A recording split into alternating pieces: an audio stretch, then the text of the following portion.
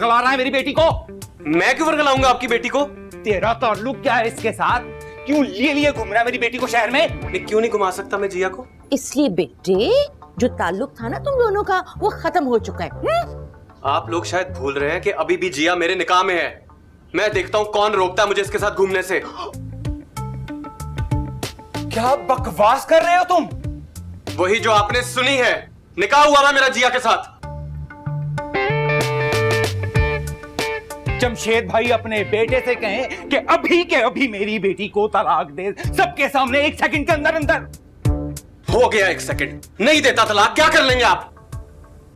तेरी ऐसी की तैसी अभी जमीन से उगा नहीं है और मुझे बता रहा है। नजाकत पागल हो गए हो क्या? दिमाग खराब हो गया तुम्हारा? आगा जान मेरा बीपी शूट कर गया, मैं इसका दिमाग सही कर दूंगा, ये जानता नहीं है मुझे। है?